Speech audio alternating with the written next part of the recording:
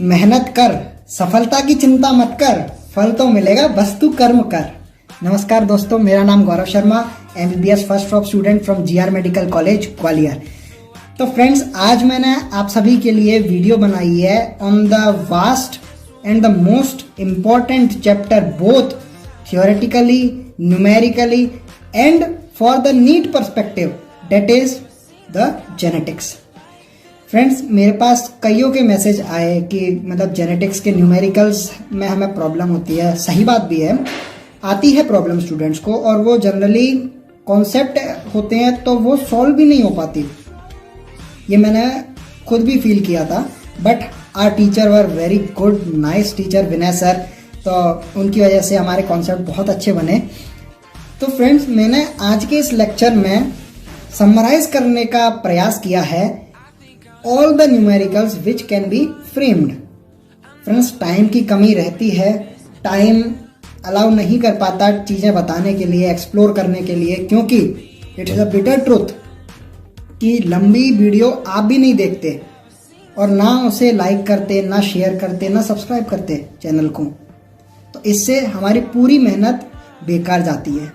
और मैंने अभी वीडियोस नहीं बनाई थी पिछले 4 दिन से, तो मेरे इंस्टा पर मैसेज आने लगा, भैया क्या हो गया, वीडियोस नहीं बना रहे, आपका पसंद आता है हमें। तो मैंने उन्हें बोला कि वीडियो बना रहा हूं मैं, लेकिन जिस तरह से आप सभी का रेस्पॉन्स की हम एक्सपेक्टेशन कर रहे थे वैसा रेस्पॉन्स नहीं मिल रहा।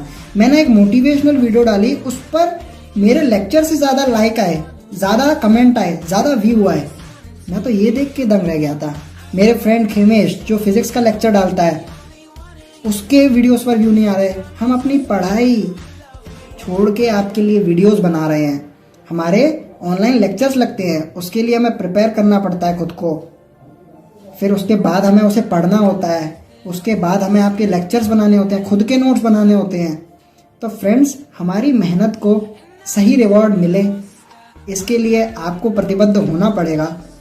ज़्यादा से ज़्यादा लाइक करिएगा हमारे वीडियो को, शेयर कीजिएगा और सब्सक्राइब ज़रूर करिएगा। मेरा खुद का चैनल है eternal biology by Gaurav Sharma, तो उसे भी आप ज़रूर सब्सक्राइब करिए। इससे हमारा मनोबल बढ़ेगा और हम ज़्यादा एंथुसियाज्म से आपको पढ़ाएंगे। मैं अभी भी पढ़ा रहा हूँ with a lot of enthusiasm. ये देखिए, आप सभी के लिए हमने ये नोट्स प्रिपेयर किए, फिर इनको हम आपके सामने प्रेजेंट करते हैं। 7, 8, 4, 5 इन सब बुक्स से हम को रिलेट करते हैं, हमारे टेस्ट पेपर से क्वेश्चन ढूंढ के आपको सॉल्व करवाते हैं। लीप जो आकाश की one of the finest book है, उसके क्वेश्चंस आपको समझाने का ट्राई करते हैं। तो इस मेहनत का मुझे, खेमेश, अर्चना, इन सबको अच्छा रिवॉर्ड दीजिए। आप रिवॉर्ड पैसों से नहीं दे रहे, आप लाइक, शेयर, कमेंट, सब्सक्राइब ये करके दे रहे हैं, तो इसमें आपका कुछ लॉस भी नहीं है और आपको प्रॉफिट ही प्रोवाइड कर रहे हैं हम। तो थोड़ा सा बदले में हम आपसे एक्सपेक्ट करते हैं कि आप हमारे वीडियोस को महत्व देंगे। और मैं आशा करता हूं कि आपको कभी ऐसा नहीं लगेगा हमारे वीडियो देखने के बाद कि यार टाइम बर्बाद हो गया, हमने क्यों देखी ये वीडियो। आपको कुछ ना कुछ नया सीखने मिलेगा। तो ज़्यादा से ज़्यादा इस वीडियो को लाइक, शेयर ज़रूर करिए और अच्छा लगे तो मुझे बताइएगा। Thank you friends. हम स्टार्ट करने वाले हैं अब जेनेटिक्स। तो नमस्कार, ये मेरा पहला वीडियो है जेनेटिक्स के न्यूमेरिकल्स के ऊपर। जेनेटिक्स अपने आप में बहुत वास्ट टॉपिक है, तो इसे एक वीडियो में कंप्लीट करना मैं नहीं समझता कि पॉसिबल है, लेकिन आप सबके पास टाइम की कमी है और आप लोग पूरा वीडियो भी नहीं देखते, तो इसलिए हमें वीडियो की ड्यूरेशन भी कम करनी पड़ती है और उसकी वजह से या उसका खामियाजा ना कहीं आपको भुगतना पड़ सकता है। तो मैंने अपनी तरफ से पूरी कोशिश की है कि मैं जहाँ तक हो सके सारे कंसेप्चुअल न्यूमेरिकल्स आपके सामने प्रेजेंट करूं। तो मैं स्टार्ट करता हूं। तो देखिए, न्यूमेरिकल स्टार्ट करने से पहले मैं ये सोच रहा हूं कि आपको जेनेटिक्स के बेसिक्स या फंडामेंटल कॉन्सेप्ट्स आते हैं और आपको न्यूमेरिकल सॉल्व करने में प्रॉब्लम है। उससे पहले मैं आपको कुछ फॉर्मूलों से रूबरू करा देता हूं। देखिए, सबसे पहले हमें ये ध्यान रखने होंगे कि नंबर ऑफ, इसे लिख लीजिए। मैंने कहा है कि मेरे साथ जब आप डिस्कस करते हैं तब NCERT पेन और एक कॉपी ज़रूर रखिए अपने साथ में। कोई नई चीज़ जो इसमें ना लिखी हो वो मैं बता दूं तो उसे आप नोट कर सकें। It is like a virtual class. तो आई होप कि आप समझदार हैं। देखिए, नंबर ऑफ फिनोटाइप 2 की power n number of gametes 2 की power n, number of genotype 3 की power n, number of zygote 4 की power n, where n is the number of hybrid, n is the number of hybrid. अगर die hybrid है तो n हो जाएगा 2, try hybrid है तो n हो जाएगा 3. जैसे ये है AA, BB और CC, तो इसमें हाइब्रिड कितने हैं? 2 हैं, एक ये वाला और एक ये वाला. तो 2 की पावर 2 that is 4, 3 की पावर 2 that is 9, 4 की पावर 2 that is 16. इसमें इस होमोजाइगस C को हम काउंट नहीं करेंगे. ठीक है, I hope this is clear. तो आइए हम सबसे पहले हमारे न्यूमेरिकल्स स्टार्ट कर देते हैं. पहला क्वेश्चन मैंने पूछा है कि what is the frequency of this one, what is the frequency of this, what is the frequency of this if these two are parents. अगर ये दोनों पेरेंट्स हैं तो इसकी फ्रीक्वेंसी कितनी है, मतलब इस तरह के ऑफस्प्रिंग कितने प्रोड्यूस होंगे. तो आइए हम इसको देखते हैं. तो सबसे पहले हमें इन दोनों का बेसिकली क्रॉस करवाना होगा. तो हम क्रॉस कैसे करवाएंगे? तो हमें सबसे पहले ये पता करना होगा कि AA और इस वाले का जो A के जो एलील्स हैं उनका क्रॉस करवाने पर इस वाले की प्रोड्यूस होने की फ्रीक्वेंसी कितनी है. तो देखिए यहाँ मैंने क्रॉस करवाया AA क्रॉस विद AA, तो फ्रीक्वेंसी कितनी है? आधी फ्रीक्वेंसी है, आधी फ्रीक्वेंसी, क्योंकि 4 में से 2 इंडिविजुअल ऐसे प्रोड्यूस होंगे. तो इसकी फ्रीक्वेंसी कितनी हो गई? हाफ. उसी तरह BB का क्रॉस करवाया और इस वाले से क्रॉस करवाया, तो इन दोनों का क्रॉस करवाने से इस वाले की प्रोबेबिलिटी कितनी हो जाएगी आने की. तो वो मैंने क्रॉस करवा के देख लिया, चारों ही हैं तो 1 हो जाएगी. उसी तरह इसका करवाया तो 1 है और इनका करवाया तो हाफ है, E का करवाया तो हाफ है. तो इस पूरे इंडिविजुअल के प्रोड्यूस होने की प्रोबेबिलिटी कितनी हो जाएगी? Half into 1 into 1 into half that is 1/8. और परसेंटेज में देखें तो 12.5%. मेरे को इस तरह से वीडियो बनाने में भी प्रॉब्लम आ रही है friends. I am not technically so good but I am trying my level best. Next question is a diploid organism is heterozygous for 5 loci and homozygous for 2 loci. How many types of gametes can be produced? अब देखिए मैंने आपको अभी just वो फॉर्मूले बताए थे, तो उसमें मैंने आपको समझाया था कि जो n होता है वो नंबर ऑफ हाइब्रिड होता है. नंबर ऑफ हाइब्रिड मतलब कौन कौन से हेट्रोजाइगस फॉर्म में है. अब देखिए डिप्लॉयड ऑर्गेनिज्म है वो 5 लोकाई के लिए हेट्रोजाइगस है. अब मैंने समझाने के लिए ये लोकाई क्या होता है, होमोलोगस पेयर ऑफ क्रोमोसोम बना रखा है. इन होमोलोगस पेयर ऑफ क्रोमोसोम में देखिए ये दोनों अ पेयर ऑफ अलील्स हैं, कैपिटल ए स्मॉल ए. ये एक पेयर ऑफ एलील है, ऐसे ये एक पेयर ऑफ एलील है, ये है. तो ये पांचों क्या है? होमोलोगस पेयर ऑफ क्रोमोसोम है अलग अलग. और जिस साइट पर ये प्रेजेंट हैं, मतलब द लेवल और the place on both homologous chromosome where 2 alleles of a single gene are present is known as loci. यानी एक लोकाई पर एक जीन प्रेजेंट होगा, एक लोकाई पर एक जीन प्रेजेंट होगा. तो 5 लोकाई के लिए हेट्रोजाइगस है और 2 के लिए होमोजाइगस है. तो हमें गैमीट पूछने, गैमीट का फॉर्मूला क्या था? 2 की पावर n, और n का नंबर है, n is the number of heterozygous, that is whether it is triploid, diploid जो भी है. तो n is the number of heterozygous. तो heterozygous जीन्स कितने हैं? 5. तो 2 की पावर 5. तो आंसर हो जाएगा हमारा 32. ओके, अब देख लीजिए इस होमोलोगस पेयर ऑफ क्रोमोसोम के पास कितने जीन्स हैं? 1 2 3 4 5. 5 जीन्स हैं, 10 अलील हैं, क्योंकि एक जीन के पास 2 अलील होते हैं. ठीक है, और इसके पास 5 लोकाई हैं. Is it clear? चलिए अब थर्ड क्वेश्चन से हम अच्छे लेवल पे आ रहे हैं धीरे धीरे, उसके बाद थोड़े टफ लेवल पे भी मैं क्वेश्चन बताऊंगा आपको। अब देखिए हमारे पास क्वेश्चन क्या है, if a colour blind man marriage a women who is homozygous for normal colour, the probability of their son being colour blind. ये नीट का क्वेश्चन है।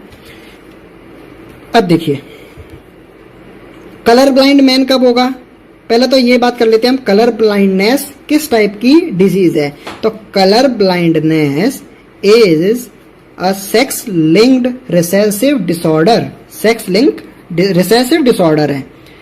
सेक्स लिंक की खास बात ये है कि अफेक्टेड मदर से ये ट्रांसपोर्ट हो जाते हैं मेल चाइल्ड में, और अफेक्टेड फादर से ये ट्रांसफर हो जाते हैं फीमेल चाइल्ड में। खास बात है ये, ऐसा ऑटोसोमल डिजीजेज में नहीं होता। ठीक है, तो कलर ब्लाइंडनेस कैसा है हमारा, सेक्स लिंक्ड रिसेसिव, और इस कलर ब्लाइंडनेस का जीन होता है हमारे एक्स क्रोमोसोम पर, एक्स क्रोमोसोम पर, एक्स क्रोमोसोम पर। ठीक है, तो देखिए कलर ब्लाइंड मैन है तो आप समझ गए, ये कलर ब्लाइंड मैन बना दिया मैंने, ये रहा एक्स ही वाई। और marriage a women who is homozygous for normal colour, मतलब ये कैरियर नहीं है, ये नॉर्मल विजन के लिए होमोजाइगस है, मतलब इस पर कलर ब्लाइंडनेस का जीन कैरी नहीं है, तो ये एक्स एक्स हो गया। अब हमने जब क्रॉस कराया तो एक्स सी एक्स और एक्स वाई और एक्स वाई, तो probability of their son being colour blind, तो सन तो दोनों नॉर्मल है, तो प्रोबेबिलिटी कितनी हो गई, 0।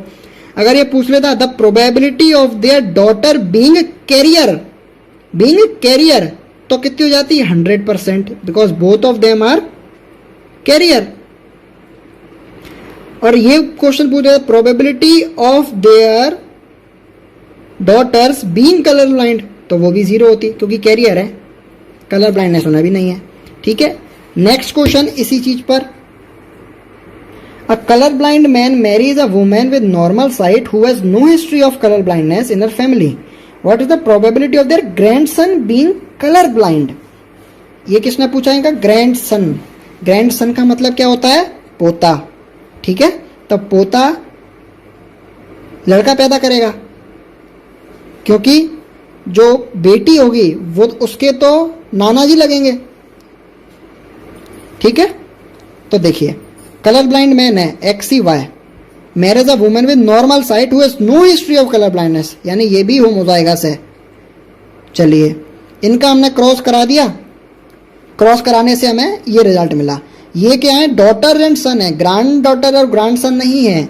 तो ये कौन है, डॉटर एंड सन है। कई बच्चे यहाँ आके गलती कर देते हैं और 0 लिख के फटाफट आ जाते हैं, लेकिन नहीं, अब ग्रैंड सन पता करना है, तो यानी लड़के की शादी हुई होगी और फिर बच्चे पैदा हुए होंगे। तो देखिए अब ये रहा हमारा लड़का, इसने या तो होमोजाइगस से शादी की होगी जो कैरियर भी नहीं होगी कलर ब्लाइंडनेस की, या फिर उससे शादी करी होगी जो कलर ब्लाइंडनेस की कैरियर होगी लेकिन उसको कलर ब्लाइंडनेस नहीं होगी। अगर होती तो वो शादी क्यों करता, है ना।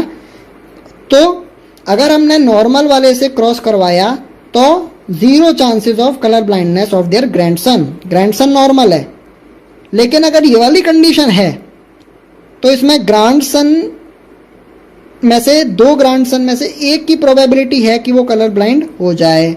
तो 2 में से एक यानी 50% प्रोबेबिलिटी है, 50% यानी half, date is 0.5।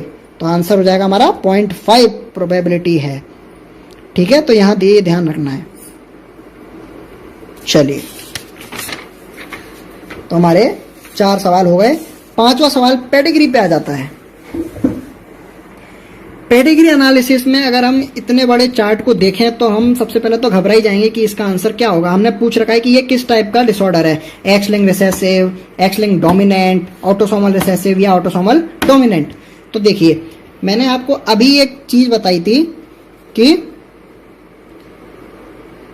Affected mother से अगर डिजीज केवल मेल चाइल्ड में आ रहा है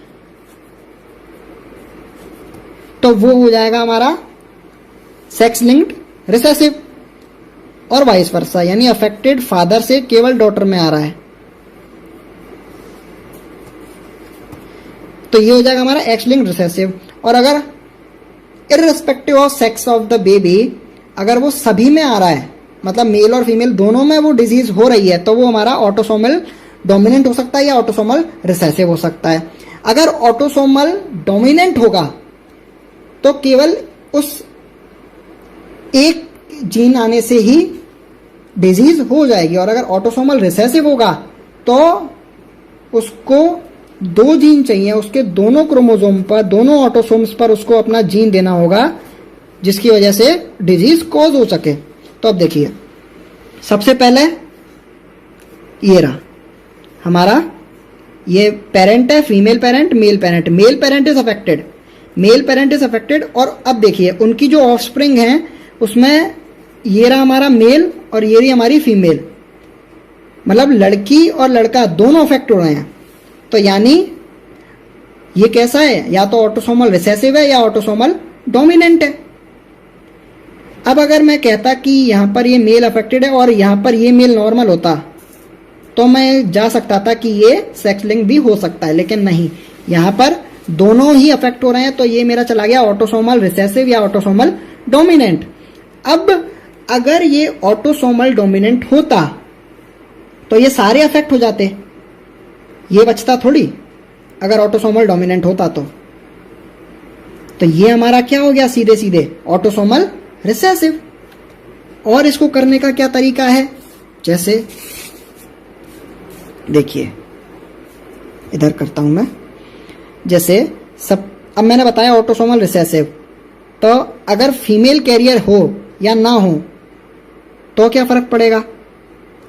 अब अगर यहां फीमेल, अब फिर देखिए पेडिग्री को जल्दी करने के लिए हमें इतना दिमाग लगाना सफिशिएंट है, लेकिन अगर आपको अच्छे से पेडिग्री समझनी है तो मैं आपके लिए उसका सेपरेट लेक्चर बना दूंगा, क्योंकि it will take a time.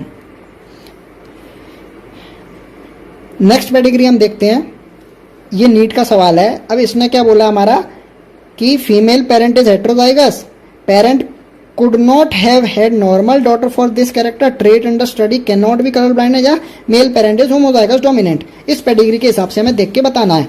तो देखिए, अब मैंने आपको कॉन्सेप्ट बताया था कि मेल अफेक्टेड है, फीमेल कैन बी नॉर्मल और कैरियर, लेकिन जो डिजीज है वो ट्रांसमिट हो रही है मेल फीमेल दोनों में। तो यानी ये कैसा हो सकता है, या तो ऑटोसोमल रिसेसिव या ऑटोसोमल डोमिनेंट। लेकिन अगर अब हम तीसरे ऑप्शन को देखें, trait under study can not be colour blindness, colour blindness नहीं हो सकती, तो कलर ब्लाइंडनेस हमारा कैसा है, सेक्स लिंक्ड रिसेसिव। तो अब हमें इधर देखना पड़ेगा कि क्या ये सेक्स लिंक्ड डिजीज है या नहीं। तो इसको हम चेक कैसे करेंगे, देखिए अगर ये सेक्स लिंक होता, हमें थर्ड ऑप्शन को एलिमिनेट करना है ना, तो देखिए अगर ये सेक्स लिंक होता तो ये हो जाता XY, और फीमेल कैसी हो जाती, XCX। तो देखिए XCXC, XCY और XY, अगर ये कंडीशन हो जाए तो देखिए फीमेल भी अफेक्ट हो रही हैं और मेल भी अफेक्ट हो रहा है, तो trait under study can not be colour blindness. तो ये स्टेटमेंट क्या हो गया, गलत हो गया। Male parent is homozygous dominant, नहीं, हेट्रोजाइगस है। Male parent is always heterozygous, क्योंकि XY, ये गलत हो गया। Parents could not have a normal daughter, normal daughter हो रही है हमारी, ये रही नॉर्मल डॉटर की कैरियर है, ये भी गलत हो गया। फीमेल पेरेंट इज हेट्रोजाइगस, बिल्कुल हेट्रोजाइगस है, तो हमारा सही ऑप्शन कौन सा हो गया, फर्स्ट हो गया। पेडिग्री को ऐसे समझना पड़ेगा। एक और पेडिग्री देखिए, अब ये हमारी पेडिग्री है, तो इसमें दोनों ही नॉर्मल दिखाई दे रहे हैं, लेकिन अफेक्ट हो रहे हैं मेल फीमेल दोनों। तो अब यहाँ हमारा चला गया ऑटोसोमल पे जाना चाहिए, क्योंकि ऑप्शन से देखिए, ऑप्शन में सेक्स लिंक भी पूछ रहा है और ऑटोसोमल रिसेसिव भी पूछ रहा है। तो इसके लिए हम क्या करें भाई, अगर एक्स लिंक होता तो वो मेल से फीमेल में चला जाता और फीमेल से मेल में चला जाता। अगर एक्स लिंक होता तो पहली बात तो ये मेल अफेक्ट होता, क्योंकि अगर एक्स लिंक है तो मेल के अंदर उसका एक पार्टी आ गया तो भी वो अफेक्ट हो जाएगा। मेल को नॉर्मल होने के लिए चाहिए एक्स वाई, ठीक है। और यहां पर फीमेल अफेक्टेड है, फीमेल जो हमारा बच्चे हैं उसमें फीमेल भी अफेक्टेड है, तो ऐसी कंडीशन तो हो ही नहीं सकती, ऐसी कंडीशन तो हो ही नहीं सकती, क्योंकि इस कंडीशन को लाने के लिए इस माँ को हमें डिजीज करना होगा, एक्सी बनाना होगा। ये कैरियर रह के ऐसे प्रोड्यूस नहीं कर सकती बच्चे, समझ रहे? तो एक्स सेक्स लिंक तो हो ही नहीं सकता। बचा क्या? Autosomal recessive. तो पहला ही ऑप्शन है क्या? Inheritance of a condition like phenylketonuria as an autosomal recessive. अब आप इसकी पेडिग्री खुद बनाइए और कोई भी डाउट हो तो आप कमेंट्स में लिखिए, प्रैक्टिस करिए ज़्यादा से ज़्यादा। और कोई डाउट आए तो आप इंस्टा पे भेज सकते हैं मेरे को, eternal biology by Gaurav Sharma के नाम से, और उस चैनल को भी सब्सक्राइब कर लीजिएगा। चलिए, अब हमारी पेडिग्री खत्म हो चुकी, और जो भी क्वेश्चंस आए वो आप मेरे से पूछ सकते हैं। चलिए, नेक्स्ट है हमारा क्वेश्चन नंबर 8। ये हमारा हार्डी विनवर्क प्रिंसिपल पर बेस्ड है, ये हम एवोल्यूशन में भी पढ़ते हैं। तो इधर फटाफट से देख लीजिए, क्वेश्चन है at a locus frequency of A is this and that of small a क्या है? होमोजाइगस डोमिनेंट, और स्मॉल ए क्या है? Homozygous recessive. Random mating population में हेटेरोजाइगस की फ्रीक्वेंसी पूछी है, तो हेटेरोजाइगस की फ्रीक्वेंसी का फॉर्मूला आता है 2pq, where p is the frequency of dominant and q is the frequency of homozygous recessive, तो 2pq that is 0.48।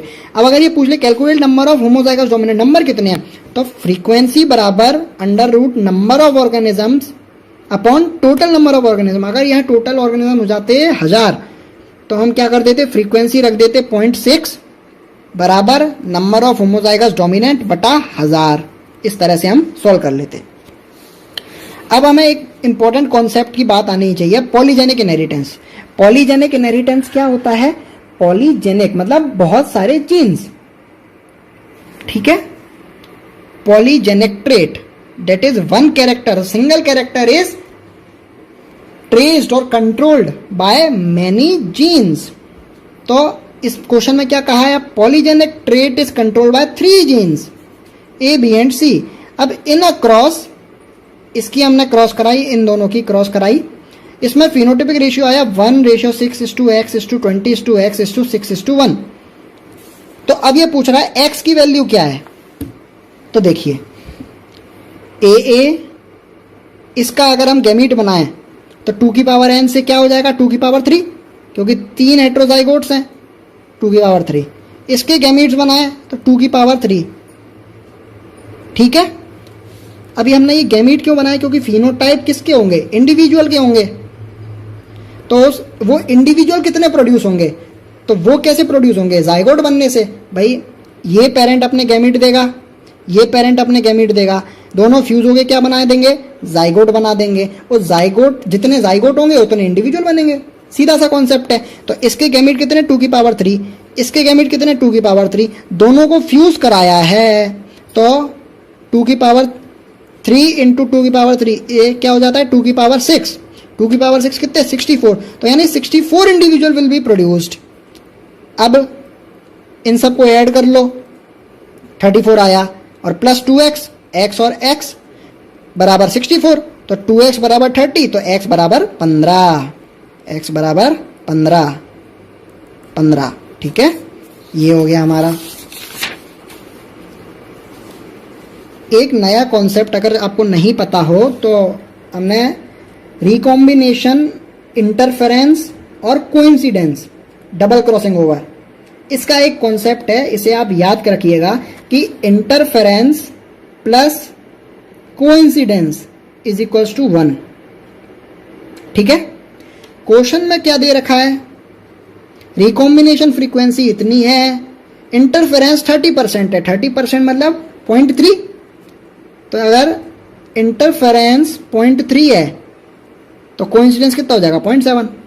आंसर हो गया हमारा। एक क्वेश्चन आता है नंबर ऑफ बार बॉडी पे, तो number of bar body I may right number of x chromosome -1, number of x chromosomes -1। तो इनमें 3 एक्स क्रोमोजोम है, तो इसमें बार बॉडी कितनी होंगी 3 - 1 दैट इज 2। अब जो हमारी फीमेल है जो उसमें XX होता है तो उसमें बार बॉडी कितनी हो जाएंगी 2 - 1। अब हमारा मेल है उसके अंदर क्या होता है XY, तो X क्रोमोजोम कितना है 1, 1 - 1 0। Is it clear? एक अब नए क्वेश्चन पे आते हैं जो नीट ने भी पूछ रखा है कि in the hexaploid wheat the haploid number and basic number of chromosomes are. तो देखिए जो हमारा हेक्साप्लॉइड वीट है वो कौन सा है, ट्रिटिकेल। ट्रिटिकेल है, ठीक है। ये वीट इनटू राई, वीट क्रॉस्ड बाय राई तब प्रोड्यूस होता है। अब इसने हमसे पूछा हैप्लॉइड नंबर और बेसिक नंबर, तो हैप्लॉइड क्या होता है n, बेसिक नंबर है x। तो अब हम हैप्लॉइड डिप्लॉइड इनको कैसे लिखते हैं, तो डिप्लॉइड को कैसे लिखेंगे, सबसे पहले 2n, तो हैप्लॉइड क्या हो जाएगा n, तो 2n बराबर 6x। हेक्साप्लॉइड है तो बेसिक नंबर क्या होगा 6 into basic number, total number of chromosomes basic number into 6 तो वो 42 होंगे। तो n हमारा कितना आ गया 21 और x कितना आ गया 7।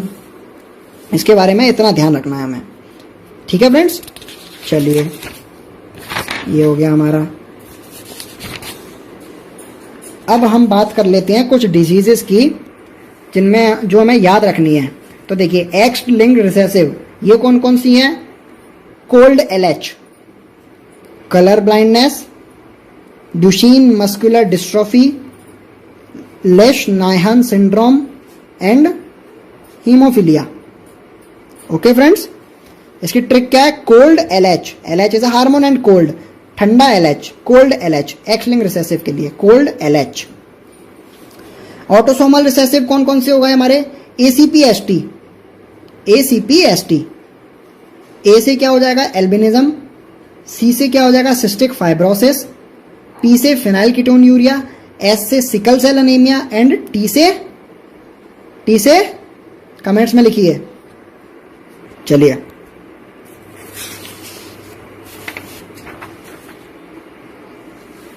अब कुछ अच्छे क्वेश्चंस पे हम आ जाते हैं।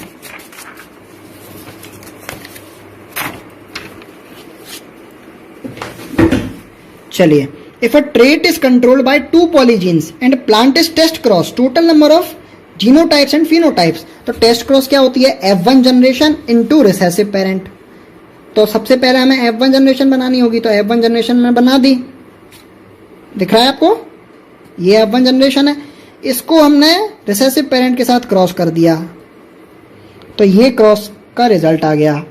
तो अब देखिए पॉलीजेनिक इनहेरिटेंस है, तो पॉलीजेनिक इनहेरिटेंस में हम क्या देखते हैं, many jeans control a single character. तो इसमें हम डोमिनेंस देखते हैं, डोमिनेंस एंड रिसेसिवनेस। तो देखिए जब ये प्रोड्यूस हुआ ये वाला, तब इसमें कितने डोमिनेंट अलील्स हैं, 2 और 2 रिसेसिव अलील्स हैं। ये रहे डोमिनेंट और ये रहे हमारे रिसेसिव। इसमें केवल एक डोमिनेंट है, 3 रिसेसिव हैं। इसमें एक डोमिनेंट है, 3 रिसेसिव हैं, और इसमें 0 डोमिनेंट और 4 रिसेसिव हैं। तो जीनोटाइप तो कितने होगा, 1 2 3 4। एज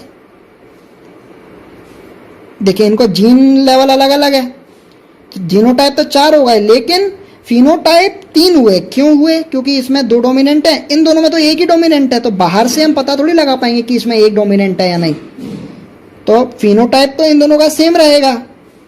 तो 2 डोमिनेंट इसमें है, तो एक फिनोटाइप ये देगा, एक जैसा फिनोटाइप ये देंगे और एक फिनोटाइप ये देगा। तो 3 फिनोटाइप 4 जीनोटाइप। तो सम कितना हो गया, 4 और 3 7। Is it clear? चलिए एक क्वेश्चन और देख लीजिए। How many types of gametes are produced by this A, B, B, C, C, where A and B are linked. अब यहाँ लिंकेज का कॉन्सेप्ट आ गया। तो देखिए जो भी जीन्स लिंक होंगे वो at the time of separation वो सेपरेट नहीं होंगे, क्योंकि वो बहुत पास पास में हैं और वो एक दूसरे से सेपरेट नहीं हो पाएंगे। तो जब A और B लिंक हैं तो at the time of separation वो दोनों साथ में चले जाएंगे और C अलग साथ में चला जाएगा। तो ये है तो ट्राई हाइब्रिड, देखिए ट्राई हाइब्रिड है, लेकिन लिंकेज कॉन्सेप्ट आ गया तो ये ट्राई हाइब्रिड कैसा बन गया, डाई हाइब्रिड, क्योंकि ये दोनों अलग गए और ये अलग गया, तो ये क्या बन गया, डाई हाइब्रिड। डाई हाइब्रिड बन गया तो नंबर ऑफ गैमेट्स क्या हो जाएंगे, 2 की पावर n। अब यहाँ हाइब्रिड कितना है, डाई हाइब्रिड, तो 2 की पावर 2 दैट इज 4। और अब ये लिंक नहीं होते तो 2 की पावर 3 हो जाता, लिंक है तो 2 की पावर 2 हो गया। ठीक है फ्रेंड्स, आगे के क्वेश्चन फ्रेंड्स टाइम कम है और समझाने का ज़्यादा है, इसलिए मैं नेक्स्ट क्वेश्चन को समझा नहीं रहा हूँ। आप अगर समझ पाए तो मैं ये क्वेश्चन इधर समझा देता हूँ अच्छे से, इसको आप देख लीजिए, क्या हाई लेवल के कंसेप्ट्स हैं। अगर अभी टाइम है नहीं, ऑलरेडी आधा घंटा हो चुका है।